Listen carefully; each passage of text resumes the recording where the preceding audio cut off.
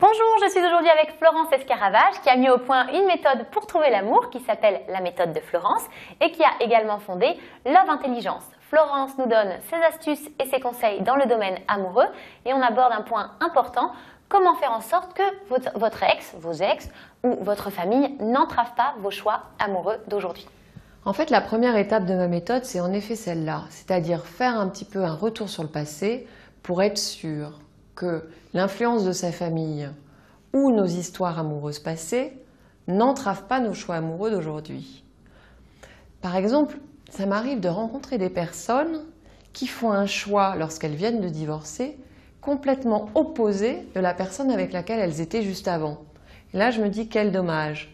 Elles vont exactement choisir des critères qui sont à l'opposé de la personne avec qui ça n'allait pas juste avant, alors qu'en fait, il faudrait prendre un petit peu le temps de bien comprendre ce qui était bon et ce qui n'était pas bon, et pas faire un choix qu'on appelle contre. Voilà. Donc moi, ce que je voudrais vous dire aujourd'hui sur ce sujet-là, c'est d'essayer de comprendre quelles sont les influences que vous avez reçues de votre famille déjà. Alors, dans votre famille, vous avez certainement des mythes, des vérités qui ont été assénées sur le couple, sur la femme, sur l'homme, sur la manière de trouver l'homme de sa vie. Voilà. Et c'est celle-là qu'il faut que vous dénichiez et que vous vous demandiez si vous êtes d'accord ou non avec ces vérités, ces mythes, ces influences, qu'importe comment on les appelle.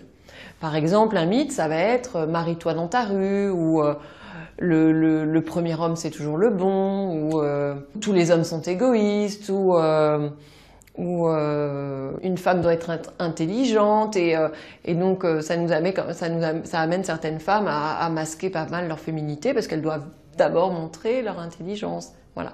Donc ce qui est très important, c'est que vous vous questionniez sur les mythes de votre famille, ce que vous avez entendu plus jeune, et ce qui est peut-être encore un petit peu attaché à vous, alors qu'en fait, ça ne vous correspond plus du tout. Dans la méthode de Florence, j'explique un petit peu comment clairement essayer d'aller dénicher ces croyances qui nous freinent, clairement.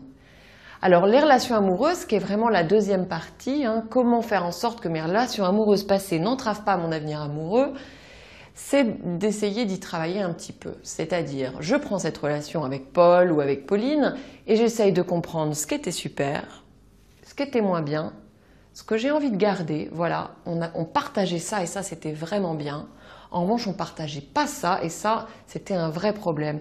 Et donc, d'essayer de prendre un peu de hauteur pour vous dire, voilà, de ne pas jeter le bébé avec l'eau du bain et d'essayer de vous dire qu'est-ce qui me donne envie vraiment aujourd'hui, que je peux reprendre de relations passées, et qu'est-ce qui, au contraire, m'a fait vraiment souffrir, et il est hors de question que je recommence.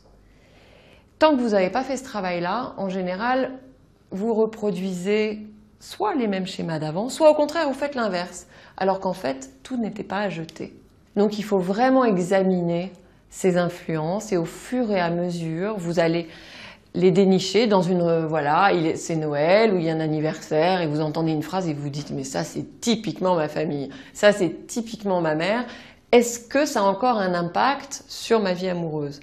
Est-ce que, en clair, mon projet amoureux c'est vraiment le mien? Est-ce que j'ai un cœur tout neuf ou est-ce que je me trimballe encore un petit peu les influences de ma famille? Ce qui compte, c'est que vos choix soient vraiment les vôtres et pas ceux de votre frère, de votre sœur, de votre copine qui vous a peut-être beaucoup influencé.